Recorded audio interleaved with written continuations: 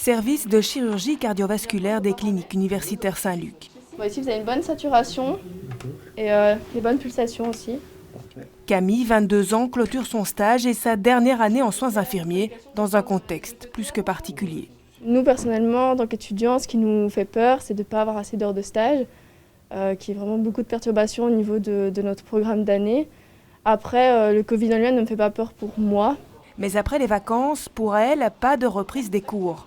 Tout comme les 70 élèves de sa promotion, Camille reviendra soutenir le personnel hospitalier jusqu'à la fin décembre. On préfère venir en aide et on trouve ça plus intéressant pour notre futur, en fait, de vivre aussi ces conditions-là, pour voir un petit peu la difficulté du métier. Comme les infirmières doivent s'habituer à tout, en fait. Une décision qui demande à la Haute École Galilée de repenser le cursus et de refondre le fameux travail de fin d'études.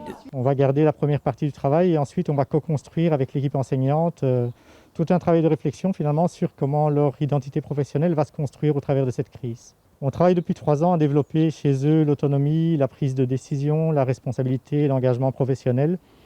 Et sur ces compétences-là, en tout cas, ils étaient prêts. Maintenant, c'est clair que dans les mois qui viennent, ils vont encore avoir beaucoup à apprendre en termes de compétences techniques, en termes de vie en équipe. Et l'équipe, justement, a grand besoin de ce soutien. Parce qu'on est dans cette situation-là aussi où notre unité va gérer des patients qui n'ont plus leur place dans les unités qui sont devenues Covid. Donc on va aider de cette façon-là. Mais il y a aussi lieu d'aider les unités Covid qui ont besoin de beaucoup plus de personnel qu'une unité normale. Et donc dans ce sens-là, les étudiants, ils savent prendre une tension, ils repèrent. Quand un patient ne va pas bien, ils nous alertent. De part et d'autre, on promet une vigilance accrue pour ne pas mettre trop de pression sur les épaules de ces étudiants. Une évidence pour Camille, visiblement prête à réagir en toutes circonstances. Vous avez besoin d'autre chose? Une bonne tasse de thé. D'accord. Et un pétard pour fumer. Pas de pétard. Juste la tasse de thé alors.